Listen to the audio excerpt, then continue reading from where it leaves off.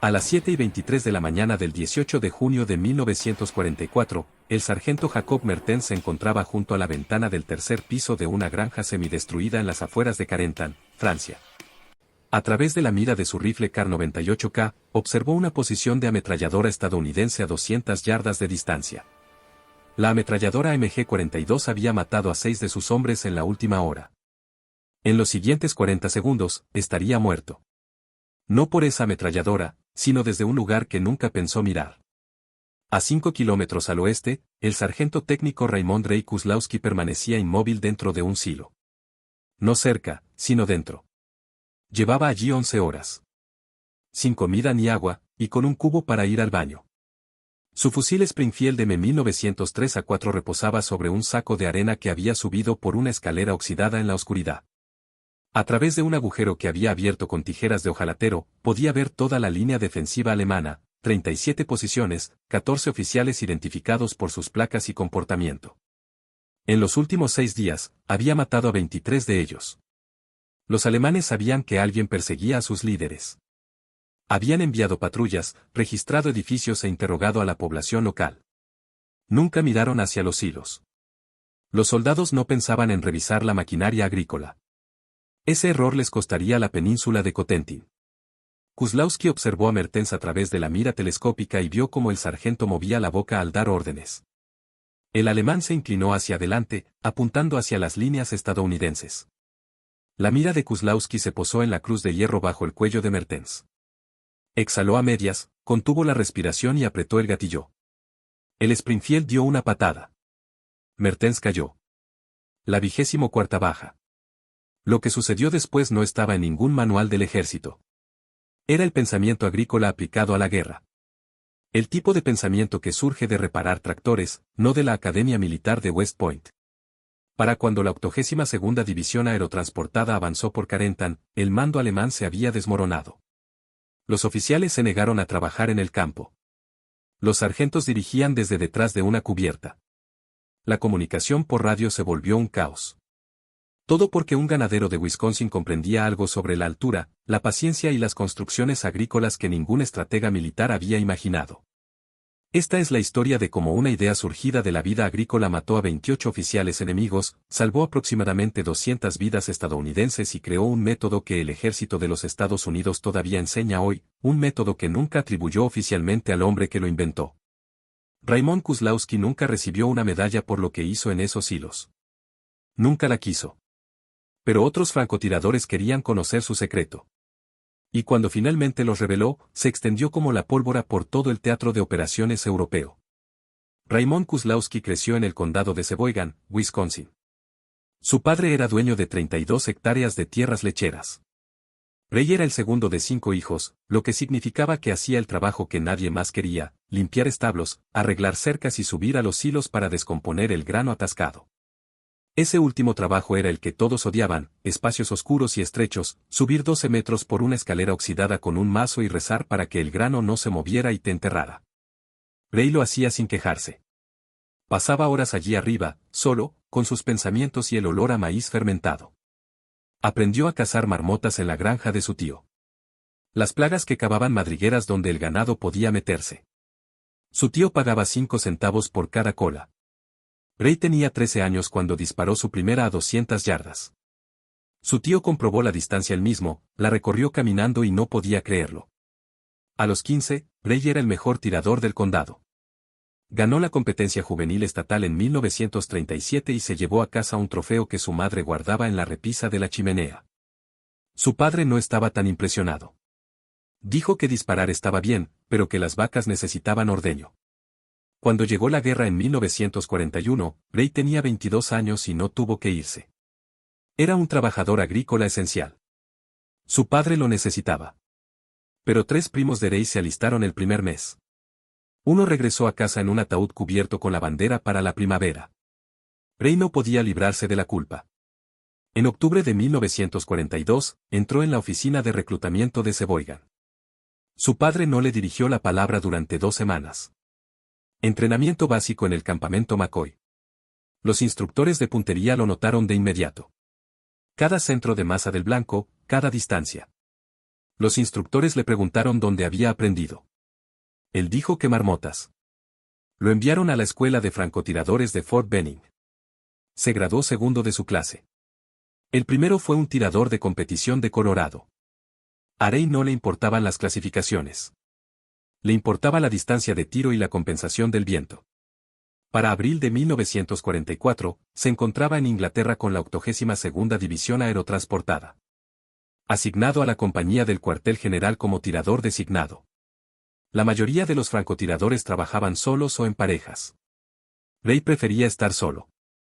Había pasado demasiado tiempo en silos como para necesitar conversación. El problema empezó el día de +7, el 13 de junio. La 82ª avanzaba hacia Carentan. La resistencia alemana era organizada, profesional y letal. Nidos de ametralladoras apoyados por equipos de mortero y francotiradores. Los estadounidenses avanzaron. Los alemanes los aniquilaron. Hombres concretos. Primero los radiotelegrafistas. Después los oficiales. Tercero cualquiera que diera órdenes. Fue una ejecución sistemática.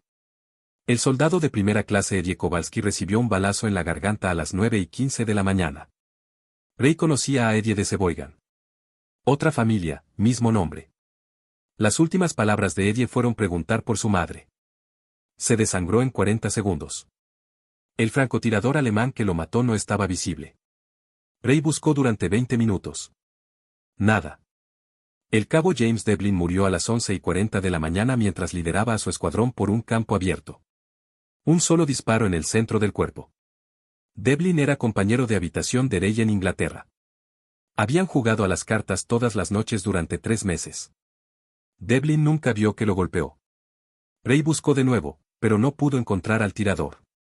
Para el 14 de junio, el 82º Regimiento había perdido 11 hombres por fuego de francotiradores.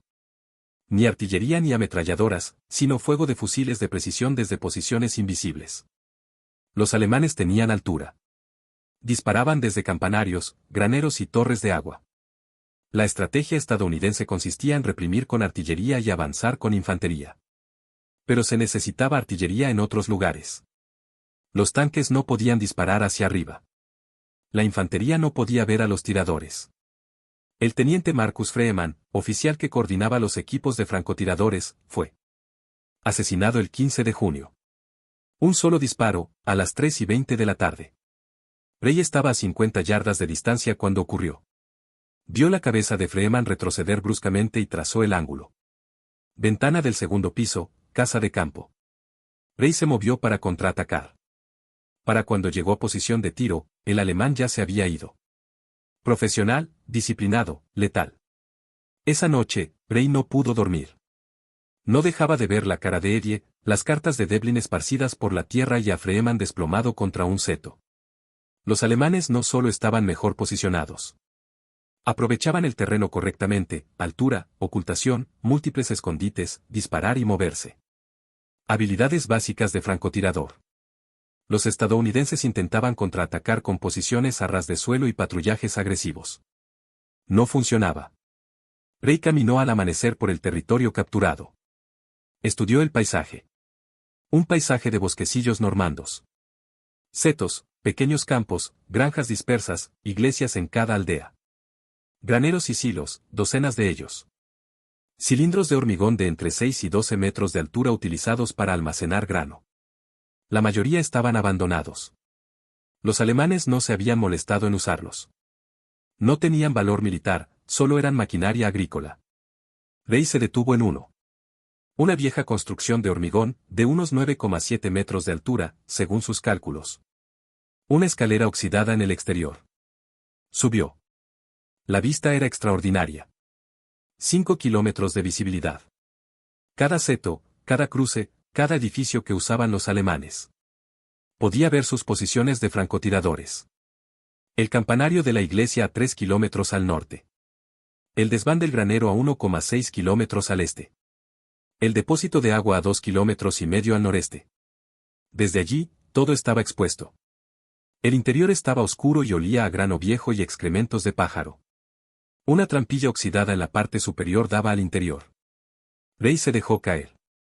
El cilindro medía 4,5 metros de ancho, vacío salvo por escombros. Las paredes tenían 90 centímetros de grosor, hormigón y refuerzos de acero. Pequeños respiraderos cada 3 metros de altura. 15 centímetros de ancho y 10 centímetros de alto. Rey miró por uno. Perfecto. Podía ver hacia afuera.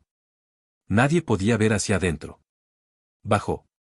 Su mente estaba a 1000 por hora. Cada silo de Normandía era un escondite ideal para francotiradores.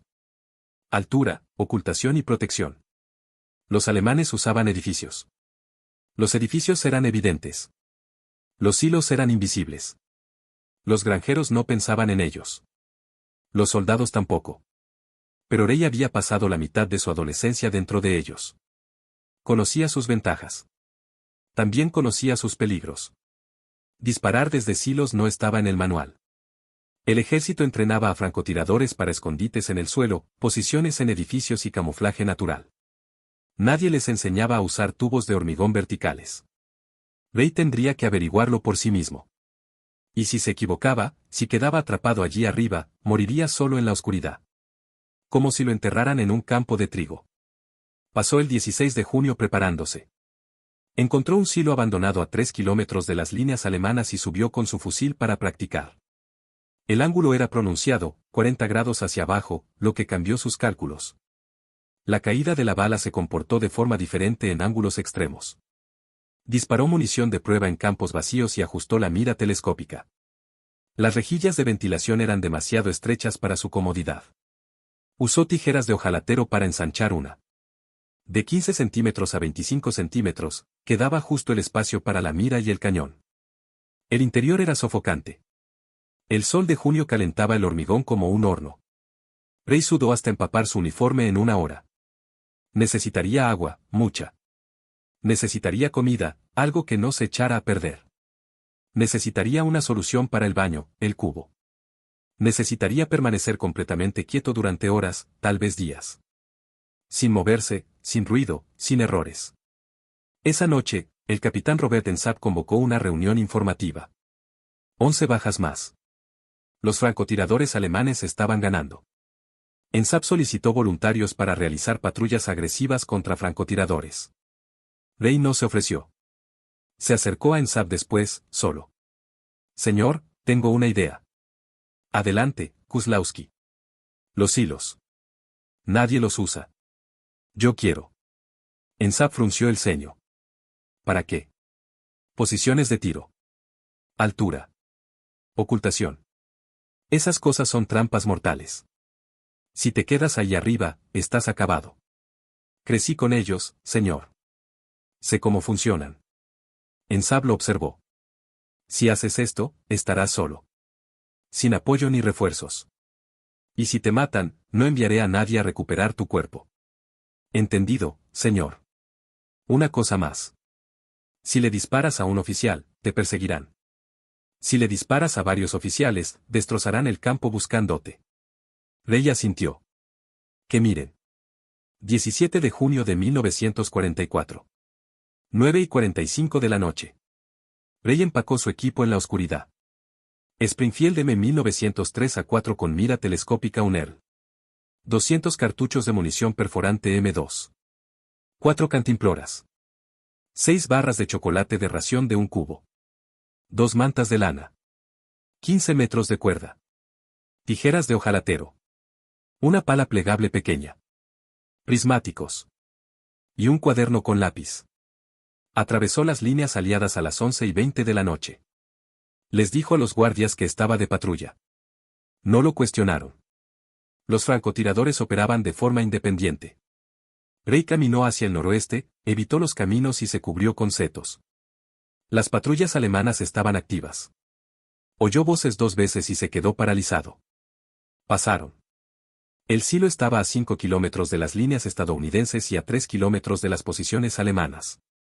Una granja abandonada, sin movimiento ni luces.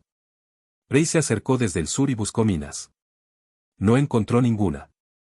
El granjero francés, dueño del lugar, estaba muerto o había sido evacuado. El silo se alzaba solitario contra el cielo nocturno. Un cilindro de hormigón de 11,5 metros de altura, más oscuro que la oscuridad que lo rodeaba. Rey subió la escalera exterior. Cada peldaño crujía. El óxido se desprendía bajo sus manos. Se movía lentamente y probaba cada escalón. A 11,5 metros de altura, un solo resbalón significaba la muerte. Arriba, la trampilla estaba atascada. La accionó con el mango de la pala. Metal contra metal, demasiado ruidoso. Se detuvo a escuchar. Nada. Lo intentó de nuevo. La trampilla cedió. La levantó 15 centímetros y miró dentro. Oscuridad. Dejó caer su mochila y la oyó golpear abajo. Entonces se subió. El interior estaba más fresco que el exterior. El hormigón retenía el calor del día, pero lo liberaba lentamente. Los ojos de Rey se acostumbraron. La luz de la luna, a través de las rejillas de ventilación, creaba finas franjas plateadas en las paredes. Se instaló en la sección noreste, a 9,7 metros de altura. Había 2 respiraderos disponibles. Ensanchó el superior con tijeras de hojalatero. El metal chirrió. Se detenía cada pocos cortes y escuchaba. Los respiraderos estaban reforzados con varillas. No podía cortar eso. Trabajó alrededor. 20 minutos.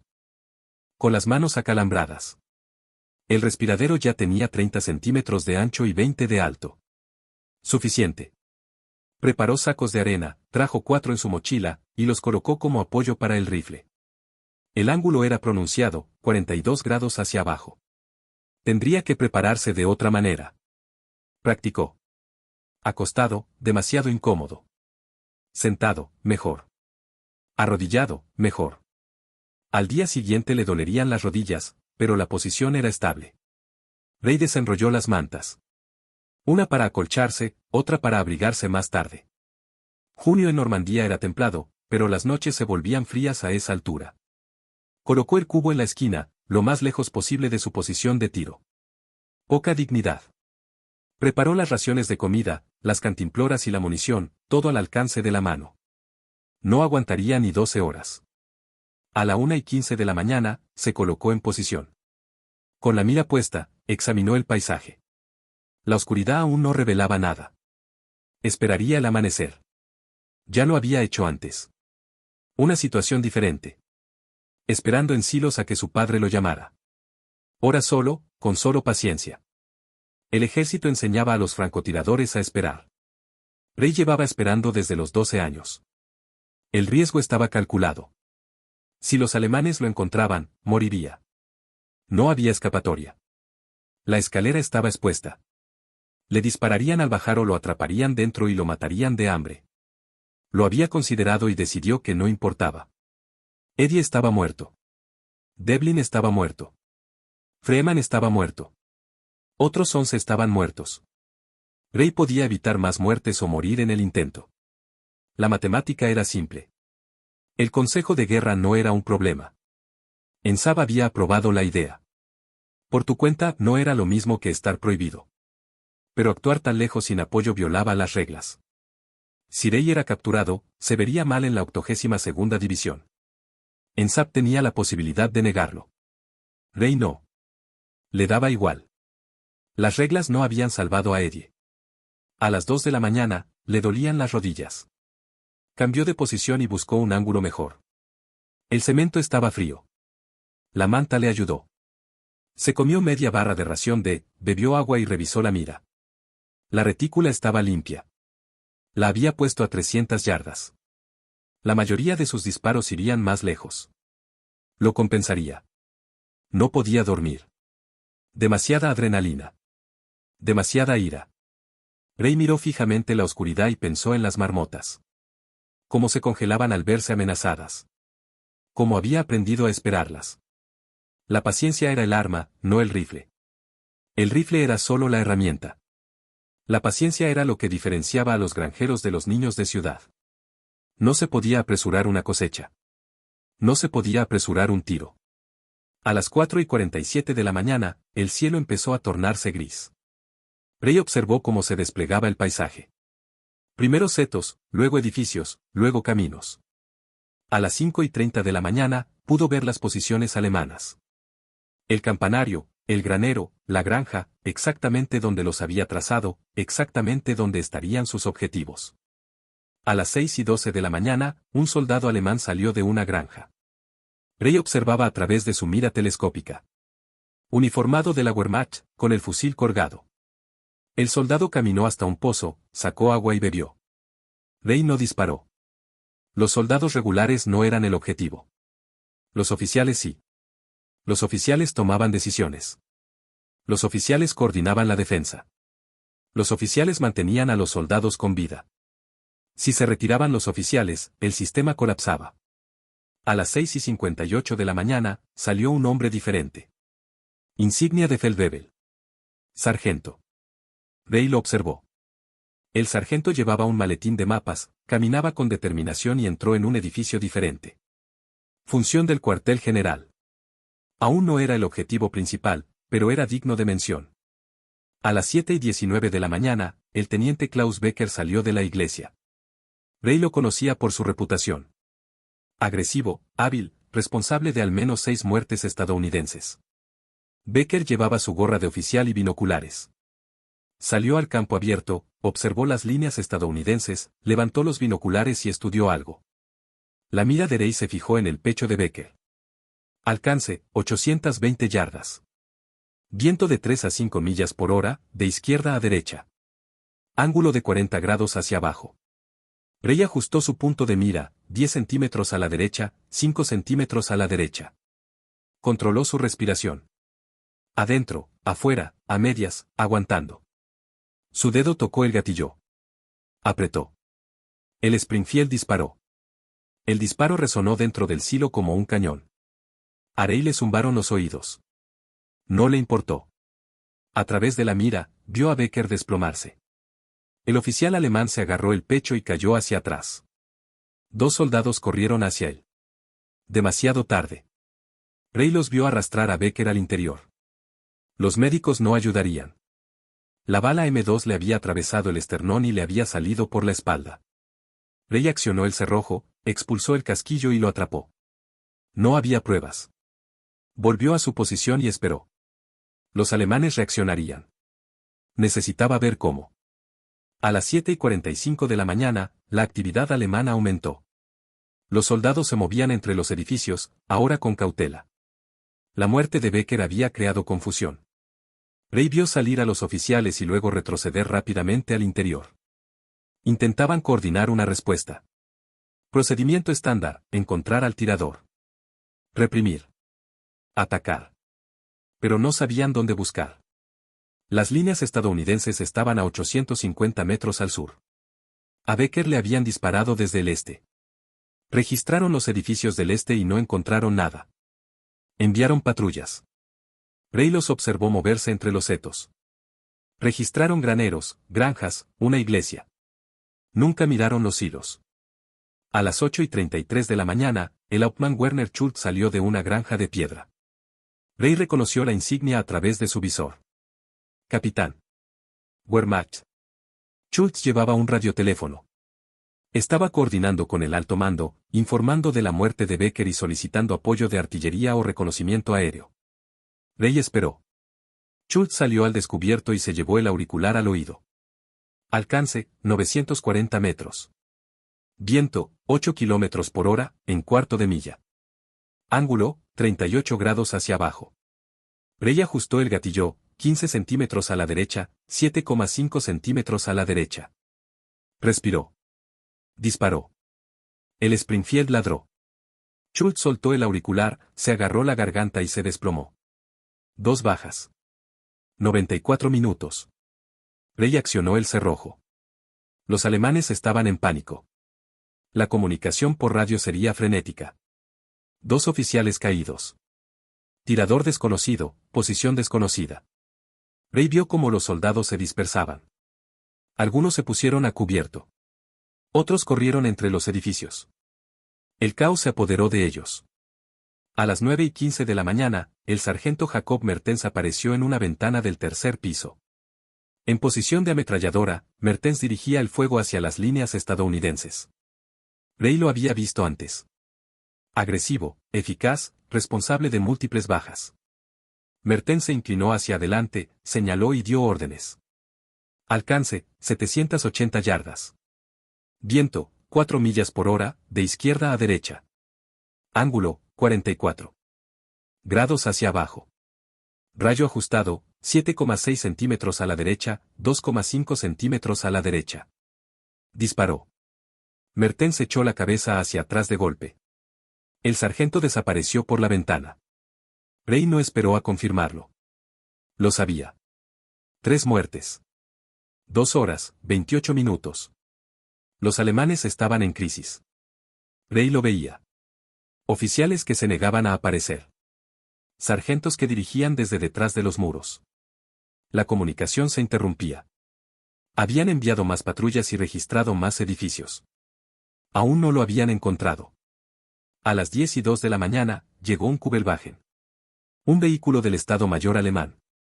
3 oficiales dentro. Rey los vio salir. Un Obers, coronel de la Wehrmacht. 2 Hauptmann, capitanes. Se dirigieron rápidamente a una granja. El coronel llevaba un maletín de mapas. Altos mandos se acercaron para evaluar. Algo inusual. El pulso de Rey se aceleró. El coronel se adentró en el claro. 6 metros, 4,5 metros, 3 metros. Llegó a la puerta de la granja. Rey tenía 5 segundos. Alcance, 950 yardas. Viento de 6 millas por hora, de derecha a izquierda. Ángulo de 39 grados hacia abajo. Rayo compensado. 8 pulgadas a la izquierda, 2 pulgadas de alto. Disparó. El coronel se tambaleó, se agarró al marco de la puerta y se desplomó. Los 2 capitanes lo arrastraron adentro. Demasiado tarde. Rey había visto la sangre. En el centro. Fatal. 4 muertes. 3 horas. Los alemanes se encontraban ahora sin líder a nivel táctico. Su estructura de mando se estaba desmoronando. Pero Rey no había terminado. A lo largo del día, esperó, observó y aprendió sus patrones. Los alemanes se adaptaban, usando rutas cubiertas, moviéndose en la oscuridad, pero tenían que mandar. Los oficiales tenían que liderar. Eso significaba exposición. Breves momentos. Rey aprovechó esos momentos. A la 1:47 de la tarde, el Oberleutnant Friedrich Koch, primer teniente, dirigía el equipo de morteros. Alcance, 1200 yardas. Viento, 7 millas por hora. Rey compensó y disparó. Koch cayó. El equipo de morteros abandonó su posición. A las 3:25 de la tarde, el Feldwebel Otto Zimmermann, sargento mayor, coordinaba el reabastecimiento de munición. Alcance, 800 yardas. Rey disparó. Zimmermann cayó. El reabastecimiento se detuvo. A las 5:19 de la tarde, el teniente Hans Bader, subteniente, lideraba un grupo de asalto. Alcance, 680 yardas. Rey disparó. Bader cayó. El asalto fracasó y los soldados se retiraron. 7 muertes. Un día. A Rey le dolían las rodillas. Le dolía la espalda.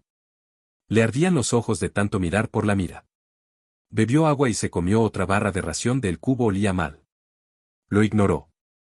El sol se ponía. La oscuridad traería alivio. Descansaría esa noche y retomaría mañana. A las 8:34 de la noche, Rey se permitió recostarse. El muro de hormigón le dolía la espalda. Cerró los ojos y escuchó. Artillería a lo lejos. Fuego de armas pequeñas. Los estadounidenses avanzaban. Los alemanes se retiraban.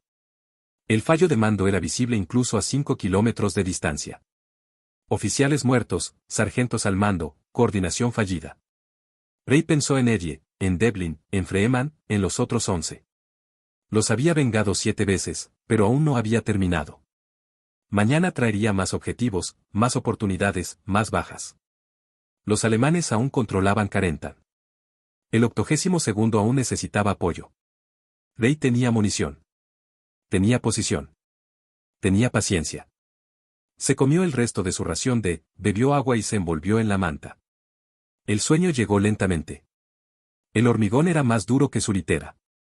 La oscuridad era total. Pero Rey ya había dormido en silos antes. Esto no era diferente. Solo más oscuro, más silencioso, más importante. Rey se despertó a las 4:30 de la mañana del 18 de junio. Su segundo día en el silo. Tenía las rodillas rígidas. La espalda le protestaba con cada movimiento.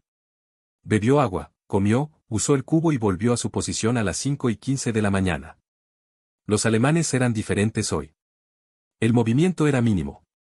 Los oficiales permanecían dentro. Cuando aparecían, era brevemente, de la puerta al vehículo, del vehículo al edificio. Nunca a la intemperie. Nunca por mucho tiempo. Habían aprendido. Pero aún tenían que funcionar. Funcionar significaba exponerse. A las 7:23 de la mañana, el sargento Jacob Mertens apareció en una ventana del tercer piso. Edificio diferente al de ayer. Los alemanes rotaban posiciones. Inteligente. Mertens dirigió el fuego durante 40 segundos. Rey esperó. Paciencia. Mertens se inclinó hacia adelante. Apuntó. Rey disparó. Mertens cayó al suelo. 8 muertes. Durante todo el día, Oberfeldwebel Kurt Weber a las 9:41 de la mañana. Teniente Stefan Richter a las 11:18 de la mañana. Hauptmann Ernst Graf a las 2:07 de la tarde. Feldwebel Paul Schneider a las 4:52 de la tarde. 12 muertes. 2 días. Al anochecer, la comunicación por radio alemana era un caos. Rey no podía oírla, pero sí verla. Movimientos confusos, respuestas tardías, unidades operando de forma independiente. La estructura de mando no solo estaba dañada. Estaba destrozada. El 19 de junio, el sargento Thomas Tommy Reeves exploraba las posiciones alemanas desde un seto. Vio a un oficial salir de una granja, vio cómo la cabeza del oficial se echaba hacia atrás bruscamente, lo vio caer. Reeves buscó al tirador con la vista. Líneas estadounidenses, ningún ángulo. Edificios, ningún movimiento. Estaba confundido. Esa tarde, 3 oficiales más murieron de la misma manera. Reeves los contó. 16 oficiales alemanes en 3 días. Todos disparos precisos. Todos desde una posición desconocida. Alguien los perseguía. Alguien eficaz. Reeves preguntó por ahí. Nadie lo sabía. Kozlowski estaba en una patrulla de largo alcance. Eso fue todo lo que dijeron. El 20 de junio, Reeves encontró al capitán Ensab. Señor, ¿qué pasa con los oficiales alemanes? Ensab lo miró. ¿Qué quieres decir? Se están muriendo. 16 en 3 días. Disparos de precisión. Tirador desconocido. Ensab asintió lentamente. Guárdese esa observación, sargento. ¿Quién lo está haciendo? Alguien que entiende de agricultura. Reeves no entendía, pero dejó de preguntar. Esa noche observó un silo a lo lejos. Lo observó durante 20 minutos. No vio nada. Pero a la mañana siguiente, otro oficial alemán murió, y Reeves notó que el silo estaba en la posición correcta para el ángulo. Se subió a un árbol y observó el silo con binoculares. No vio nada. Pero comprendió. 2 días después, Reeves se acercó a Rey en el puesto de mando. Rey había regresado para reabastecerse. 16 días en el campo. 23 bajas confirmadas. Reeves preguntó en voz baja, ¿los hilos? Rey lo miró. ¿Y qué pasa con ellos? Ahí es desde donde estás disparando. Rey no dijo nada. ¿Cómo? Crecí en ellos. Cualquiera puede hacerlo. Cualquiera que no sea claustrofóbico. Reeves asintió. Crecí en un rancho. No soy claustrofóbico. Entonces busca un silo. Trae agua. Trae paciencia. Para el 22 de junio, Reeves se encontraba a 3 kilómetros al este de la ubicación de Rey. Otro silo, otro sector. Mató a su primer oficial el 23 de junio. Al segundo el 24 de junio. Se corrió la voz entre los francotiradores. Conversaciones discretas. Sin canales oficiales. Kozlowski usa silos. Altura de 9 metros. Ocultación perfecta. Los alemanes nunca los revisaron. Para el 25 de junio, 4 francotiradores estadounidenses operaban desde silos en la península de Cotentin. Para el 28 de junio, 9. Para el 2 de julio, 17. Los alemanes se dieron cuenta. Sus informes de inteligencia mencionaban francotiradores estadounidenses en altura. Registraron edificios, torres de agua, campanarios de iglesias. No encontraron nada. Nunca consideraron silos. Maquinaria agrícola. Edificios agrícolas. Irrelevante. El 4 de julio, el Oberleutnant Hans Dieter, del ala de reconocimiento de la Luftwaffe, sobrevoló Normandía. Fotografió posiciones estadounidenses. Procedimiento habitual. Pero su analista notó algo inusual, varios silos a menos de 5 kilómetros de las líneas alemanas. El analista lo descartó.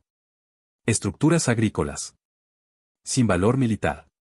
El 6 de julio, el cabo Rudolf Hartmann lideró un pelotón a través de una aldea en disputa. El fuego de los francotiradores estadounidenses era constante, preciso y elevado.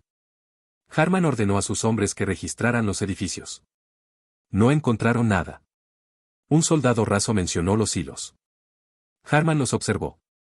Cilindros de hormigón de 12 metros de altura. Negó con la cabeza. Nadie los usaría. Demasiado expuestos, demasiado atrapados. Se equivocó. Esa tarde, Hartmann murió de un disparo a 800 yardas. El tirador estaba en un silo por el que Hartmann había pasado esa mañana. A mediados de julio, los oficiales alemanes en Normandía operaban bajo nuevas reglas. Nunca aparecer en terreno abierto. Nunca volar alto. Nunca quedarse quieto. Las comunicaciones por radio se codificaron. Las órdenes de campo se susurraban. La efectividad táctica de la Wehrmacht disminuyó. No por la potencia de fuego estadounidense, sino por la paciencia estadounidense. Por los agricultores que entendían la altura y la agricultura mejor que los generales la táctica. El 18 de julio, la inteligencia estadounidense interceptó un mensaje de radio alemán. La traducción decía, francotiradores estadounidenses operando desde granjas, posiblemente almacenes de grano. Se recomienda extrema precaución a menos de 2 kilómetros de los silos. El oficial de inteligencia que lo leyó estaba confundido. Almacenamiento de grano. Presentó el informe. No lo compartió. La innovación se extendió. Los francotiradores compartieron técnicas. Cómo escalar sigilosamente. Cómo ensanchar las rejillas de ventilación. Cómo gestionar los residuos. Cómo mantenerse hidratado. Cómo calcular ángulos. Sin documentación oficial. Sin aprobación de ingeniería. Solo conversaciones susurradas entre hombres que habían crecido en el campo y entendían que las granjas eran más que un simple paisaje.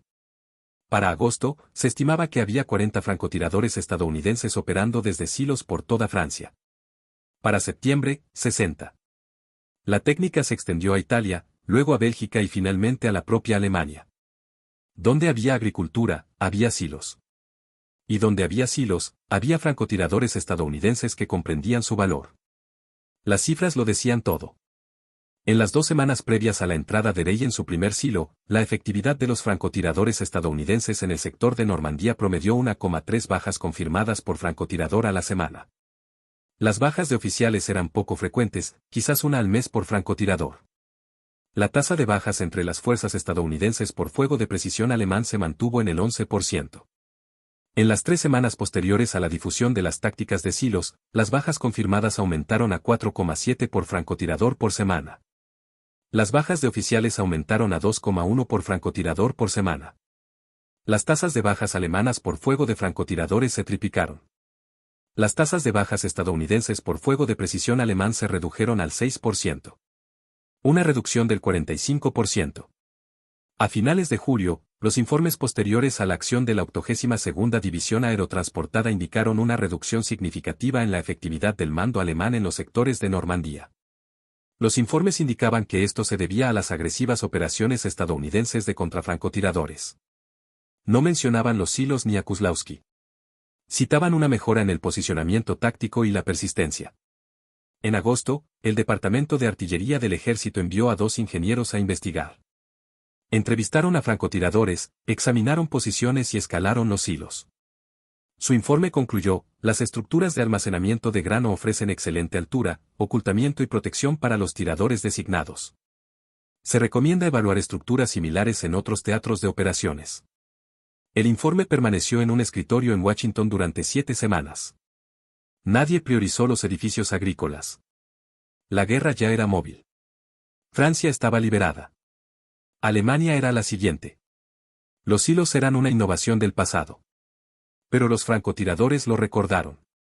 En octubre, durante el avance a través de Bélgica, el sargento Michael O'Brien encontró un silo en las afueras de Aquisgrán, lo instaló en su interior y mató a 3 oficiales alemanes en 2 días. En noviembre, el cabo James Whitmore utilizó un silo cerca del bosque de Urgen. 6 bajas en 4 días. En diciembre, durante la batalla de las Ardenas, 9 francotiradores estadounidenses operaban desde silos a lo largo de las Ardenas. Mataron a 41 oficiales alemanes en 3 semanas. El fracaso del mando contribuyó al avance aliado. Estimaciones conservadoras atribuyen a las tácticas de silos la salvación de 200 vidas estadounidenses entre junio y diciembre de 1944. Esta técnica redujo la efectividad del mando alemán entre un 30% y un 40% en los sectores donde se empleó. Las tasas de bajas de oficiales entre las fuerzas de la Wehrmacht en Francia aumentaron un 60%. Estas cifras provienen de un análisis de posguerra realizado en 1947 por historiadores del ejército. El informe fue clasificado y permaneció así hasta 1982. El registro oficial atribuía la mejora del entrenamiento y el equipo de los francotiradores. No se menciona a Kozlowski. No se mencionan los silos. No se menciona a los agricultores que entendían la agricultura mejor que la táctica. La innovación fue absorbida. El inventor, olvidado. En 1946, el ejército revisó su doctrina de francotiradores. Nuevo manual FM 23-10, entrenamiento y empleo de francotiradores. La sección 7 abordaba las posiciones elevadas no tradicionales. Mencionaba torres de agua, antenas de radio y estructuras industriales. En un solo párrafo de la página 43, mencionaba las instalaciones de almacenamiento agrícola como potencialmente útiles en entornos rurales. Sin mérito, sin historia. Solo doctrina. Rey sobrevivió a la guerra. Estaba en Alemania cuando terminó, el 8 de mayo de 1945. Había matado a 28 oficiales alemanes en 11 meses. Nunca resultó herido. Nunca fue capturado. Regresó a Wisconsin en agosto. Tomó un autobús desde Nueva York. Su padre lo recibió en la estación de Sheboygan. Se dieron la mano. No se abrazaron.